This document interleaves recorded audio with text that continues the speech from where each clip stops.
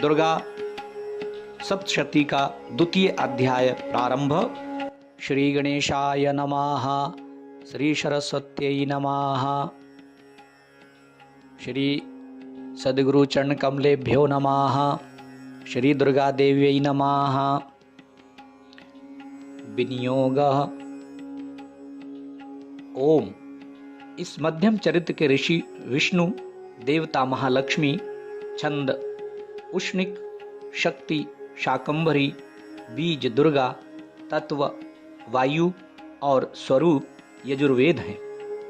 मैं श्री महालक्ष्मी की प्रसन्नता के लिए मध्यम चरित्र के पाठ का संकल्प करता हूं। ध्यान। मैं कमल के आसन पर विराजमान प्रसन्न मुख वाली, महिषासुर का मर्दन करने वाली तथा अपने हाथों में अक्षमाला, फरसा, गदा, बाण, वज्र, पद्म, धनुष, कुंडिका, चिमटी, दंड, शक्ति, खड्ग, ढाल, शंख, घंटा, मधुपात्र, शूल, पाश और चक्र धारण करने वाली भगवती महालक्ष्मी का ध्यान वंदन करता हूं। ओम ह्रीम। ऋषि ने कहा, प्राचीन काल में देवताओं और असुरों में पूरे 100 वर्षों तक भयंकर युद्ध हुआ। असुरों का स्वामी महिषासुर था और देवराज इंद्र देवताओं के नायक थे। उस युद्ध में असुरों ने देवताओं को परास्त कर दिया और सब देवताओं को जीतकर महिषासुर स्वयं इंद्र बन बैठा। तब हारे हुए देवता प्रजापति ब्रह्मा जी को साथ लेकर भगवान विष्णु और शंकर जी के पास गए और देवताओं की पराजय तथा महिषासुर के बल व प्रताप का सारा वृतांत कह सुनाया कि सूर्य, इंद्र, अग्नि, वायु, चंद्रमा, यम, वरुण सब देवताओं के अधिकार छीनकर वो स्वयं सबका अधिष्ठाता बन बैठा है। उस दुष्टात्मा ने सब देवताओं को स्वर्ग से निकाल दिया है। इससे सभी देवता पृथ्वी पर मनुष्य की भांति विचर रहे हैं। अतः हे प्रभु, हम सब आपकी शरण हैं। आप उसे मारने का विचार शीघ्र ही कीजिए ताकि स्वर्ग में देवताओं का राज्य स्थापित हो सके। इस प्रकार देवताओं की दुर्गति का समाचार पाकर भगवान विष्णु और शंकर जी बहुत क्रुद्ध हुए और उनकी भ्रुकुटी तन गई तथा मुख रक्त वर्ण हो गया और उनके मुख से क्रोध के कारण महान तेज उत्पन्न हुआ।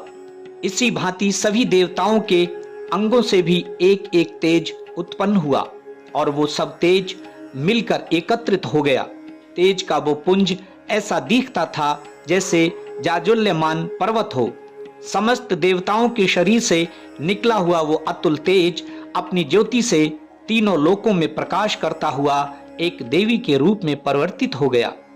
भगवान शंकर के तेज से उस स्त्री का मुख बना, यमराज के तेज से उसके केश तथा श्री विष्णु के तेज से भुजाएं बनी, दोनों स्तन चंद्रमा के तेज से, कमर का मध्य भाग इंद्र के तेज से, जंघा तथा पिंडली वरुण के तेज से, पृथ्वी के तेज से दोनों नितंब, ब्रह्मा जी के तेज से दोनों चरण, सूर्य के तेज से पांवों की अंगुलियां, वसु के तेज से हाथों की अंगुलियां, नासिका, कुबेर के तेज से, प्रजापति के तेज से दांत तथा अग्नि के तेज से तीनों नेत्र उत्पन्न हुए। संध्याओं के तेज से दोनों भौहें, पवन के तेज से काल तथा इसी प्रकार अन्य अन्य देवताओं के तेज से शिवा कल्याणकारी देवी की सृष्टि हुई। संपूर्ण देवताओं के तेज पुंज से उत्पन्न हुई देवी को देख महिषासुर द्वारा सताए हुए सभी देवता अत्यंत प्रसन्न हुए। तत्पश्चात शंकर जी ने अपने त्रिशूलों में से एक त्रिशूल और भगवान विष्णु ने एक चक्र दिया। वरुण ने शंख, अग्नि ने शक्ति, वायु ने धनुष और बाणों से भरे हुए तरकश प्रदान किए। सहस्रों नेत्र वाले देवराज इंद्र ने अपने वज्र में से निकालकर वज्र और आयुध दिया तथा ऐरावत हाथी से उतारकर 1 घंटा भेंट किया। यमराज ने कालदंड, वरुण ने पाश, स्फटिक की माला प्रजापति ने और ब्रह्मा जी ने एक कमंडल प्रदान किया। देवी के समस्त रोमकूपों में सूर्यदेव ने अपनी किरणें भर दी।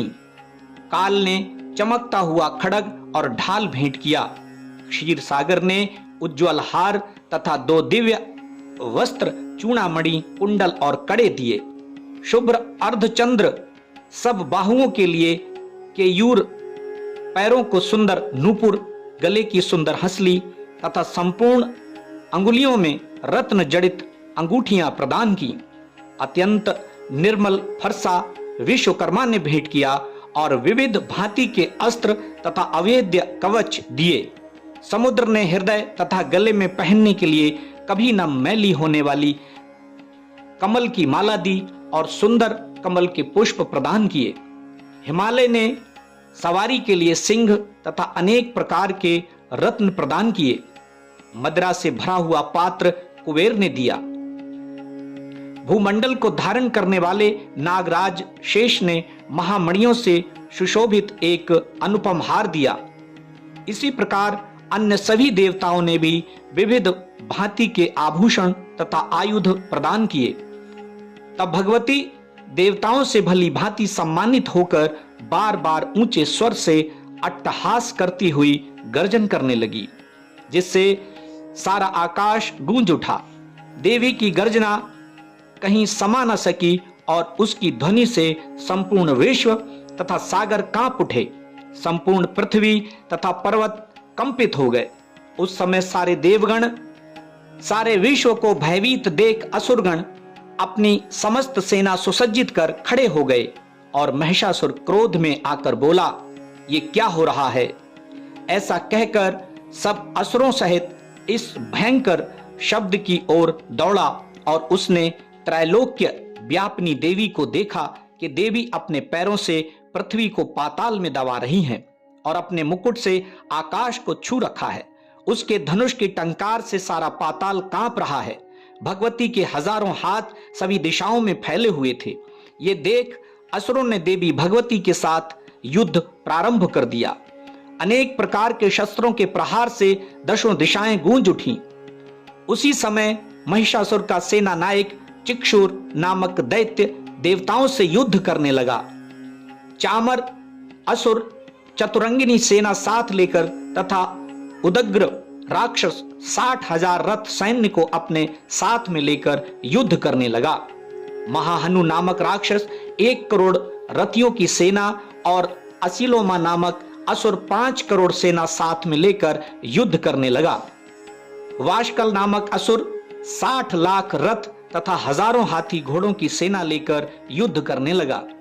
वृत नामक असुर 1 करोड़ रथ की सेना को साथ लेकर, विडाल असुर 1 करोड़ 50 लाख सेना लेकर तथा और भी असुर सेना रथ हाथी घोड़े साथ में लेकर देवी से युद्ध करने लगे। महिषासुर भी श्री भगवती के साथ युद्ध करने के लिए करोड़ करोड़ हजार रथ, हाथी तथा घोड़ों की एक सेना साथ में लेकर युद्ध भूमि में आ डटा। वे राक्षसगण तोमर, भिंदीपाल, शक्ति, मूसल, खड़ग, फरसा, पट्टिश आदि हथियारों से भगवती के साथ युद्ध करने लगे। कई असुर भगवती पर शक्ति फेंकते तथा कई पाश फेंकते थे। कई राक्षसों ने भगवती पर तलवार से प्रहार किया। देवी ने कई राक्षसों के अस्त्र शस्त्रों को साधारण तथा खेल खेल में काट डाला। तदंतर देवता और ऋषियों ने देवी की प्रार्थना की। तब देवी ने प्रसन्न हो राक्षसों पर अस्त्रों शस्त्रों की वर्षा की और देवी का वाहन सिंह भी क्रोधित हो जंगल में दावानल के सदृश राक्षसों की सेना का विनाश करने लगा। युद्ध करते हुए भगवती ने जितने श्वास छोड़े, उन प्रत्येक श्वासों से भगवती के हजारों हजार गण उत्पन्न हुए और फिर वे भी भांति भांति के अस्त्र शस्त्रों से युद्ध करने लगे तथा देवी की शक्ति द्वारा असुरों का विनाश करते हुए ढोल, शंख, मृदंग बजाने लगे। तदंतर भगवती ने त्रिशूल, गदा तथा तलवारों से सैकड़ों महाअसुरों को मार डाला। कुछ असुरों को घंटे की आवाज से मोहित कर लिया, कुछ को पाश में बांधकर पृथ्वी पर घसीटा और कुछ को खड़ग से टुकड़े टुकड़े करके फेंक दिया। कुछ और दैत्य भगवती के गदा प्रहार से मूर्छित होकर पृथ्वी पर ढेर हो गए। कुछ राक्षसों के मुख पर मूसल की चोट लगने से रक्त बहने लगा। बहुत से राक्षस सीने पर चोट लगने से आहत हो पृथ्वी पर गिर गए तथा कितने ही राक्षस बाणों से मर गए। देवताओं को कष्ट देने वाले दैत्य मरने लगे। कितने ही भुजा विहीन हो गए। कुछ दैत्यों के सिर कट गए और कोई शरीर के मध्य भाग से काट दिए गए। कुछ महाअसुर जंघा कट जाने के कारण धराशायी हो गए। कुछ दैत्य एक भुजा, एक आंख, एक पैर तथा मस्तक कट जाने के कारण पृथ्वी पर गिर पड़ते, किंतु वे फिर उठ खड़े होते।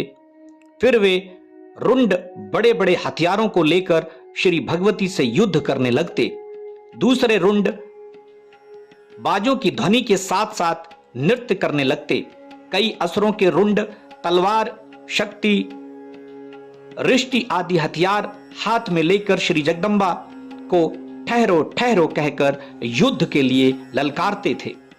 उस रण क्षेत्र में रथ, हाथी, घोड़े तथा असुरों के धराशायी हो जाने से पृथ्वी ढक गई। राक्षसी सेना का रक्त इकट्ठा होकर महानदी की तरह बह रहा था।